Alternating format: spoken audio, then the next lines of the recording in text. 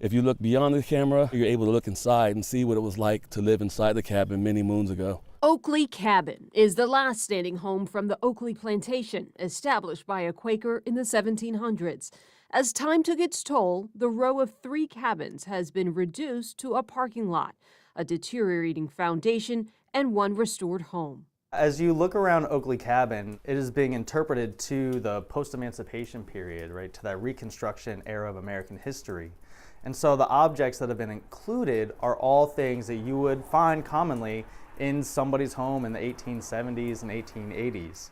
Dr. Stephen Wolke with the University of Maryland's Historic Preservation Program walked 7 News through the small cabin nearly lost to arson. So you have some of the interpretive panels that talk a little bit about the history, not just what it was like to cook and live and do laundry, but this was a site of labor as well. Though the cabin is only a few hundred square feet, 10 to 12 people slept in a small upstairs living quarters. That's your indoor bathroom. The cabin is only open 2 Saturdays a month from April to October, but Montgomery Parks just launched new technology that not only brings you inside the home when it's closed. Montgomery County has created these augmented reality or AR adventures to help you experience what Oakley Cabin looked like in the past. There are 8 QR codes on the property, starting at the information center near the parking lot. Choose your language. Then you have a circle here, and then you can place your cabin where you'd like to see it. Each QR code holds a different experience.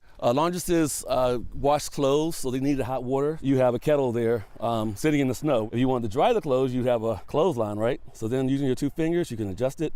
And then, of course, you'd have this area where you'd wring the clothes. Derek Kenny with Montgomery County's Technology and Enterprise Business Solutions says although this is hallowed ground, there is still room for fun. So what's a pig pen without pigs? Maybe you have 1 pig, 2 pigs. I've seen some kids make it 1,000,000 pigs, which is ambitious. The last stop for the self-guided tour of the property takes you to the 3rd cabin. That only has an eroding foundation marking its spot. Using Blender and 3D modeling technology along with the good work from the University of Maryland to scan the other house, we're able to create an approximation of what this 3rd house will look like. So when you scan it, you can walk up to it and see the detail all the way up to the stairs and the sides of it. So through this phone, you're seeing a house that's not there. So how does a crumbling foundation become a historic cabin that you can see in living color? Where you see concentrations of window glass is going to be where windows were located, because windows break.